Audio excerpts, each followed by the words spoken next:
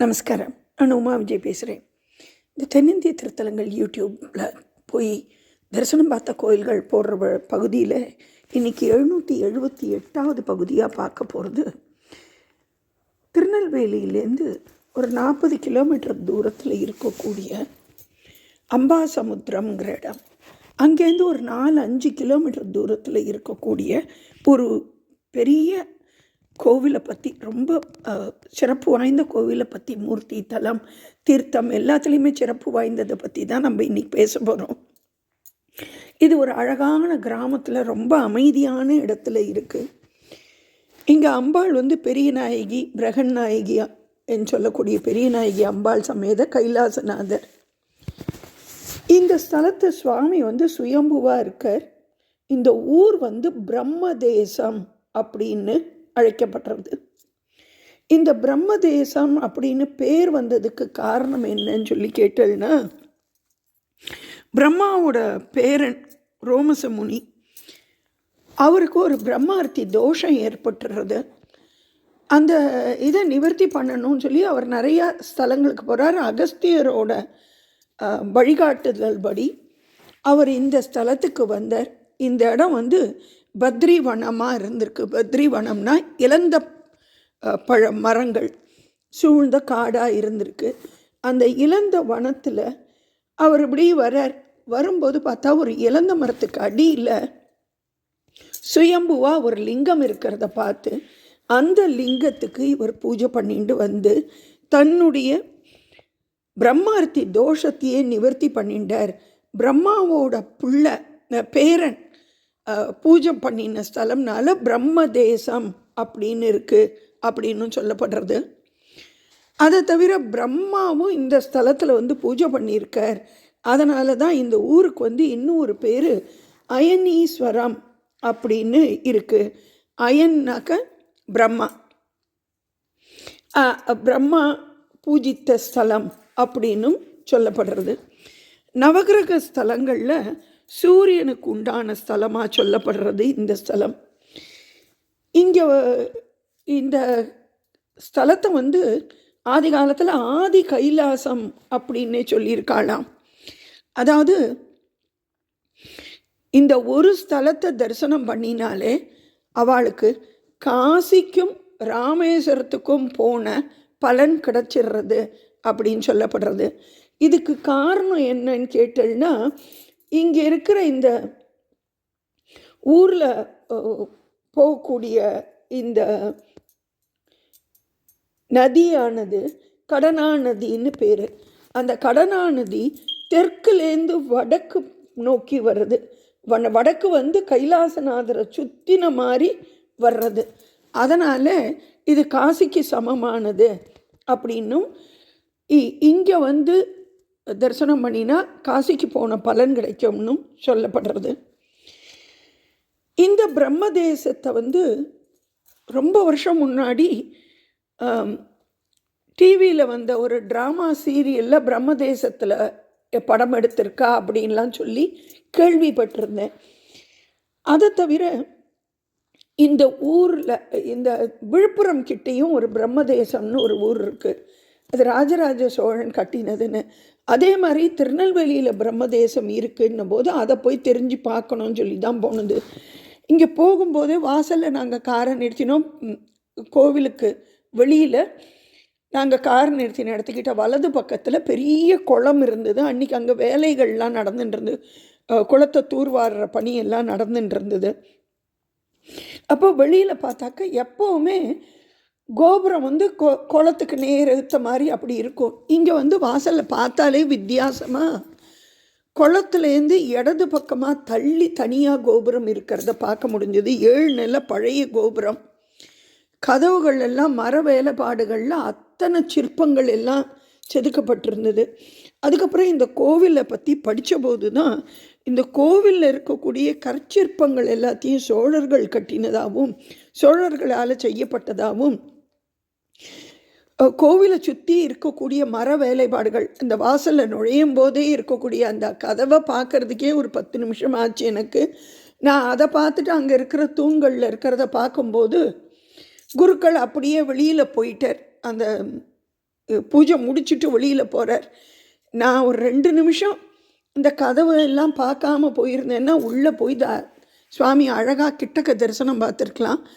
அவர் பாட்டுக்கு நாங்கள் நிற்கிறோம், நாங்கள் பார்த்துட்டோன்னு சொல்லும்போது நான் நந்தி பகவான்கிட்ட போகும்போதே நான் இந்த பக்கம் நந்திக்கிட்ட இருக்கேன், அவர் அந்த பக்கம் நந்தி வழியாக அவர் பாட்டுக்கு போயிட்டே இருக்கார். தரிசனம் பார்க்கணுன்னதுக்கு இல்லைன்னு தலையாட்டிட்டு போயிட்டார். சரி, வெளியிலேருந்து சுவாமியை பார்த்தோம். இங்கே இருக்கக்கூடிய மண்டப வேலைப்பாடுகள் எல்லாம் வந்து பாண்டியர் காலத்துது. அதுக்கப்புறம் கோவிலை சுற்றி வர இருக்கக்கூடிய மதில் சுவர் எல்லாத்தையும் நாயக்கர் மன்னர்களால் செய்யப்பட்டது. விஜயநகர பேரரசும் அவளோட பணிகளை இந்த கோவிலுக்கு செஞ்சிருக்கா, திருப்பணிகளை செஞ்சிருக்கா அப்படிங்கிறதும் தெரியப்பட்டது. ஆதி காலத்தில் பிரம்மா இங்கே பூஜை பண்ணினபடியாக இந்த ஊருக்கு அயனீச்சுரம் பேரும். அதை தவிர ராஜராஜ சோழன் அந்தணர்களுக்கு இந்த ஊரை தானமாக கொடுத்தபடியாக இந்த ஊருக்கு வந்து ராஜராஜ சதுர்வேதி மங்களம் என்கிற பிரம்மதாயம் அப்படின்னு சொல்லப்பட்டதாம். இந்த பிரம்மதாயம்ங்கிறதே மருவி பிரம்மதேசமாக போயிருக்கலாம் அப்படிங்கிறதும் தெரிஞ்சுட்டு இந்த ஊரை பற்றி படிக்கும்போது.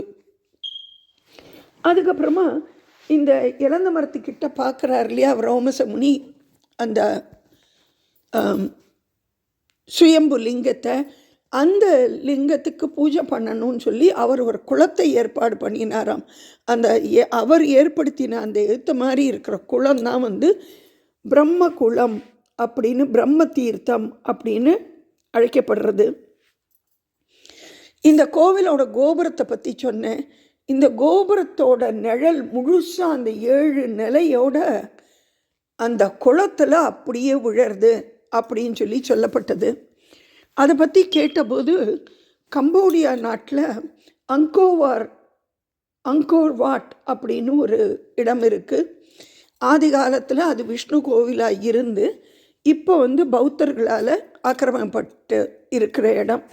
அந்த அங்கோர் வாட்டுங்கிற இடம் வந்து போன போது சாயங்காலம் சந்தியா காலத்தில்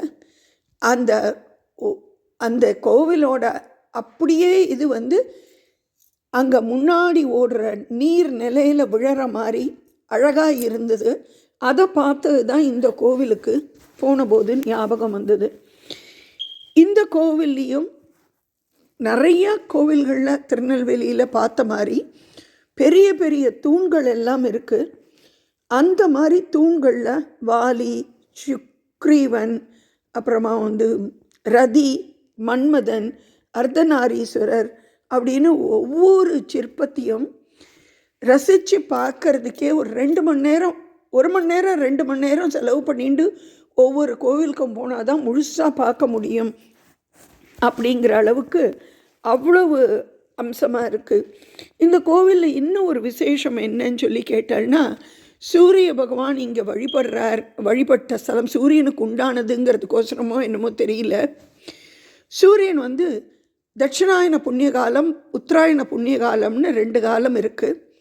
தை மாதம் 1ஆம் தேதி அவர் வந்து அவரோட தேர் வந்து உத்தராயணம், அதாவது வடக்க பார்த்து போகிறது. ஆடி மாதம் 1ஆம் தேதி தேர் கால் திரும்பி தட்சிணாயனம்னு தெற்கு பக்கம் பார்த்து.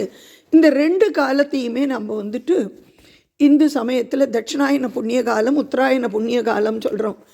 அந்த 2 நாட்களும் இந்த கோவிலில் சுவாமி மேலே முழுக்க சூரிய ஒளி பரவுறது, சூரிய பூஜை நடக்கிறது தட்சிணாயன புண்ணிய காலம், உத்தராயண புண்ணிய காலத்தில் அப்படிங்கிறதும் இன்னும் ஒரு கூடுதல் தகவலாக தெரிஞ்சின்ற விஷயமா இருக்குது. இந்த கோவில் எப்படி சுற்றி வரும்போது சிவனோட 63 திருமேனிகளில் ஒருத்தரான கங்காளநாதரை பார்க்க முடிஞ்சுது. இந்த கங்காளநாதரை பற்றி முன்னாடி நான் படிச்சிருக்கேன். ஆனால் இந்த தடவை தான் நேரில் பார்க்குற பாக்கியம் கிடச்சிது. ஒரு 7 அடிக்கு ஒசரமாக அவ்வளோ பெருசாக ஜைஜாண்டிக்காக அவரை பார்த்தேன்னாக்க ஒரு வேடன் நிற்கிற மாதிரி இருந்தது. ரொம்ப பெருசாக இருந்தார். அவருக்கு வந்து இடது கையில் கங்காளம்ங்கிற ஒரு உடுக்கை, வலது கையில் ஒரு தண்டம் மாதிரி ஒன்றுத்த வச்சுன்னு இருக்கார். வலது கால் கொஞ்சம் வளைஞ்ச மாதிரி இப்படி முன்னாடி இருக்கிற மாதிரி இருக்குது, இப்படி திரும்பின மாதிரி இருக்குது. காதில் பெரிய குண்டலம், பின்னாடி 2 கையிலையும் பானமும் முத்திரையும் வச்சுட்டு இருக்கார். அவரை சுற்றி வர கிட்டத்தட்ட 4-5 பூதகணங்களை பார்த்தேன். அந்த பூதகணங்களோட ஒசரமே வந்து கிட்டத்தட்ட 4 அடி 5 அடி ஒசரமாக பூதகணங்கள் இருக்குது.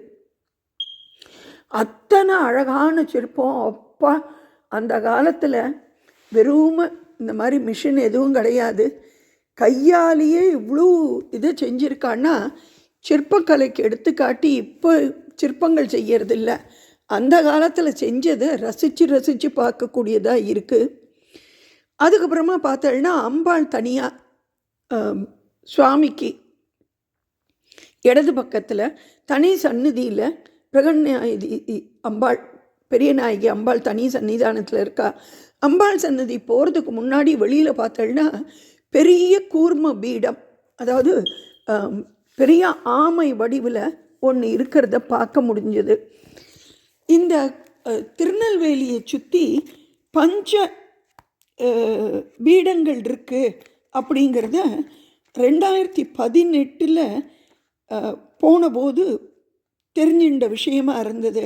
ஆனால் அந்த 5 இடத்தையும் பார்க்க முடியுமா, 5 பீடத்தையும் பார்க்குற பாக்கியம் இருக்குமான்னு தெரியாமல் இருந்தபோது, தெரிஞ்சோ தெரியாமலோ கூர்ம பீடமான பிரம்ம தேசத்தையும் பார்த்துட்டேன்.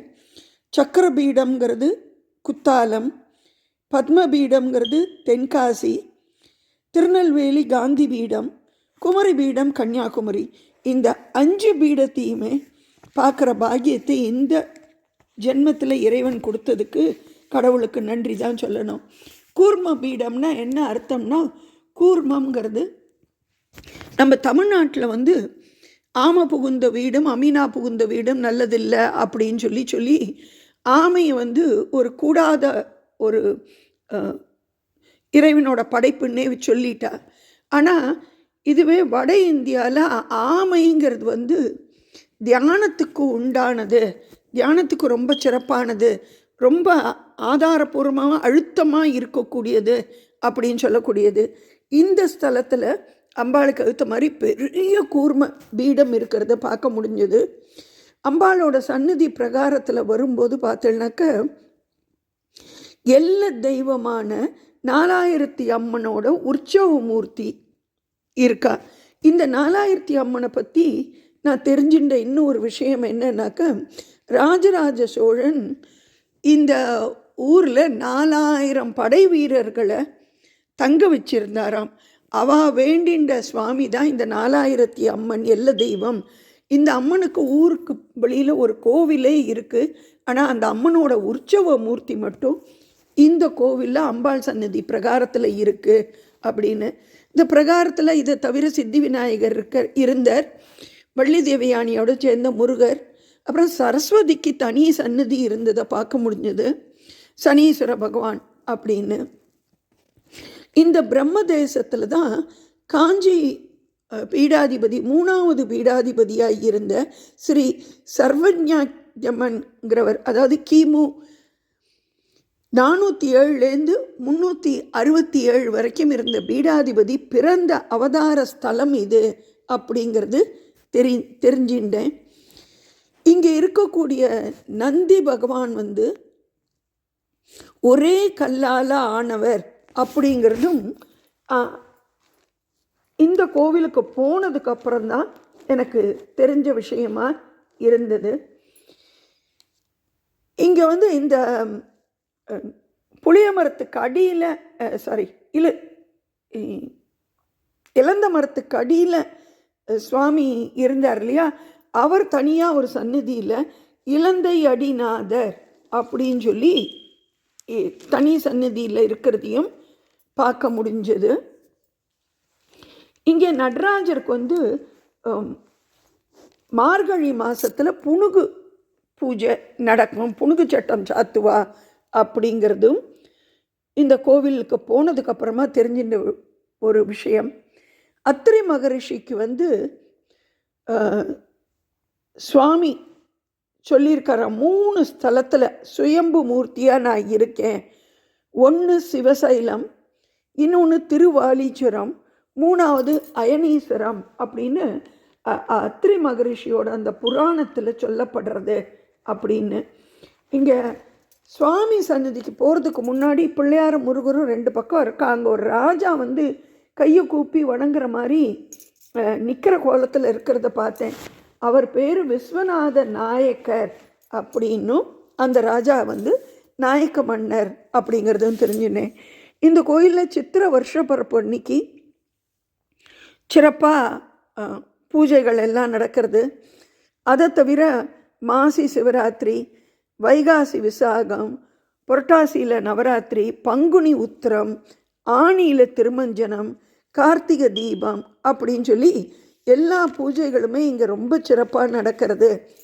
அதுவும் தவிர 4 கால பூஜை இந்த கோவிலில் நடந்துட்டுருக்கு அப்படிங்கிறதும் போன போது தெரிஞ்சின்ற விஷயம். யாருக்கெல்லாம் சந்தர்ப்பம் கிடைக்கிறதோ கண்டிப்பாக போய் பார்க்க வேண்டிய ஸ்தலங்களில் நீங்கள் பிரம்ம தேசத்தையும் சேர்த்து போட்டுக்கோங்க. இது திருநெல்வேலியிலேருந்து அம்பாசமுத்திரம் போயிட்டேன்னா அம்பாசமுத்திரத்துலேருந்து ஒரு 4-5 கிலோமீட்டர் தூரத்தில் இருக்கக்கூடிய ஸ்தலம். நமஸ்காரம்.